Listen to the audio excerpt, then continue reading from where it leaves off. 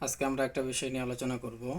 সেটি হচ্ছে যে আমাদের ছোট ছোট বাচ্চাদের যে আমরা আরবি শিক্ষা দিই, তা আল্লাহ শেখার যেই নিয়ম পদ্ধতি অনুযায়ী আমরা কিভাবে আল্লাহর শিক্ষা দিব। তো আল্লাহ শিক্ষা দেওয়ার জন্য আমাদের 5টি কাজ করতে হয়। তো প্রথমে হচ্ছে আমরা বোর্ডের সামনে দাঁড়াবো, এরপরে ছাত্রদেরকে বলবো আপনারা সকলেই বোর্ডে আমার হাতের দিকেই দেখতে থাকেন। এরপরে আমরা ইনশাল্লাহ বোর্ডে আমরা 4টা আলিফ সাজায় লিখব। প্রথম দুটো লিখব পাশাপাশি, অর্থাৎ একটু কাছাকাছি লিখব, আর দুইটা একটু ফাঁকা করে। এরপরে ছাত্রদেরকে বলবো আপনারা সকলে বোর্ডে দেখেন, দেখে আলিফগুলো একটু গণনা করে নিতে হবে। গণনা যখন শেষ হবে, ছাত্ররা গণনা বুঝছে কিনা এই জন্য আমি আবার আপনারা আবার কী করবেন, বোর্ডে হাত রাখবেন আর ছাত্ররা গণনা করবে। গণনা শেষ হলে পরে আলিফগুলোকে জোড়ায়া দিবেন। প্রথম আলিফ বাদ দিয়ে দ্বিতীয় আলিফের সাথে লাগাবেন, দ্বিতীয় আলিফ আবার তৃতীয় আলিফের সাথে লাগাবেন, তৃতীয় আলিফ চতুর্থ আলিফের সাথে লাগাই দিবেন, দিয়ে চতুর্থ আলিফের ডান দিকে চতুর্থ আলিফের বাম দিকে একটা গোল দিয়ে দিবেন। এরপরে বাচ্চাদের বলবেন যে এই 4টা আলিফ দিয়ে আমরা কি লিখতে পারলাম আপনারা জানেন? বাচ্চারা অবশ্যই উত্তর দিতে পারবে না, তখন আমাদেরকে সেই উত্তরটা শিখে দিতে হবে যে এই 4টা আলিফ দিয়ে আমরা আল্লাহ লেখা শিখলাম। এরপরে আপনি একটু আল্লাহর একত্ববাদ অর্থাৎ আল্লাহর পরিচয় দিতে হবে যে আল্লাহকে আপনি জানেন, যিনি আসমান এবং জমিনকে সৃষ্টি করছেন, পাহাড় পর্বত নদী নালা খালবিল সব কিছু সৃষ্টি করছেন, তিনি কে? আল্লাহ। এবং আমাদের হায়াত মওত আমাদেরকে যিনি সৃষ্টি করছেন, আমাদের রিজিক দেন, তিনি কে? তিনি আল্লাহ। এইভাবে বাচ্চাদেরকে আল্লাহর একত্ববাদ বেশ কয়েকবার এগুলো একটু তাদেরকে চর্চা করায় দেওয়া। এরপরে বোর্ডে এসে আপনি সেই আল্লাহটা পড়াইতে হবে আলিফ বানান করে, যে আলিফ লাম লাম হা, এভাবে কয়েকবার আল্লাহ বানান করে পড়াবেন। এরপরে বাচ্চাদেরকে পড়তে দিবেন। এরপরে আপনি দেখবেন যে তারা আসলে পড়তে পারতেছে কিনা। তারপরে আবার বোর্ডে আসবেন। আসার পরে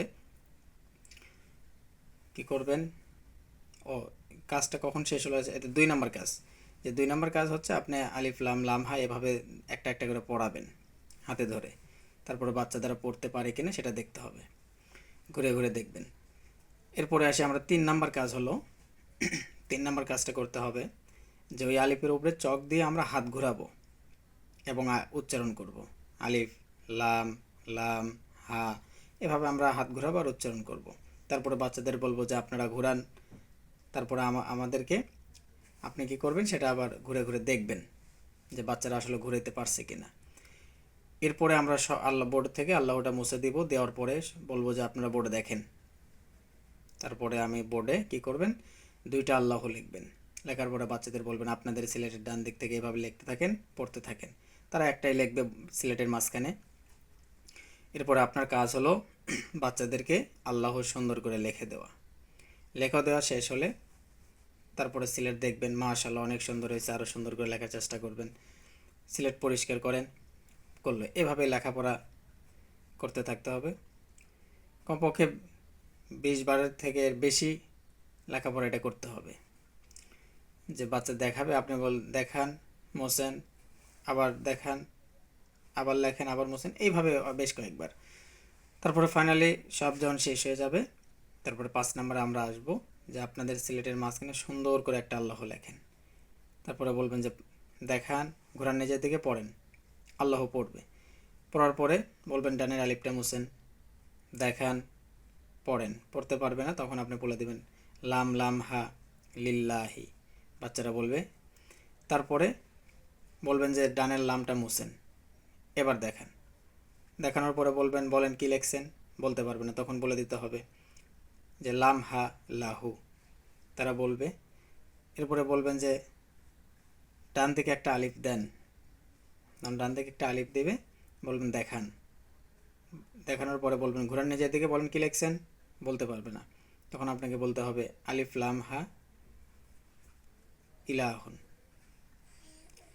এইভাবে আল্লাহর 5 কাজের মাধ্যমে আল্লাহকে তরিকা তালিমের পদ্ধতিতে 5 কাজের মাধ্যমে আল্লাহটা শিক্ষা দিতে হবে। তো যাই হোক, আপনাদেরকে কতটুকু বুঝাতে পারছি বা পারি নাই। যদি কোথাও বুঝতে একটু সমস্যা হয় দয়া করে জানাবেন, কারণ কথা বলতে গেলে আসলে মানুষের ভুলভ্রান্তি হতেই পারে। তো ইনশাল্লাহ পরবর্তী সময়ে আপনাদেরকে আরও ভালোভাবে প্র্যাকটিক্যাল ভিডিও দেওয়া হবে। এখন জাস্ট মৌখিকভাবে বলা হলো। তো আপনারা কতটুকু উপকৃত হতে পারলেন অবশ্যই আমাদেরকে জানাবেন, এবং আমাদের যে ইকরা বোর্ড, ইকরা নুরানী তালিমুল কোরআন বোর্ড বাংলাদেশ, এর পাশেই থাকবেন। আর অবশ্যই কমেন্ট করে জানাবেন যে আপনারা এর থেকে কতটুকু উপকৃত হতে পারছেন। আজকে এখানে আপনাদের মাঝ থেকে বিদায় নিচ্ছি। আমি ইমাম আলী বগুড়া। আসসালামু আলাইকুম ওয়া রাহমাতুল্লাহ।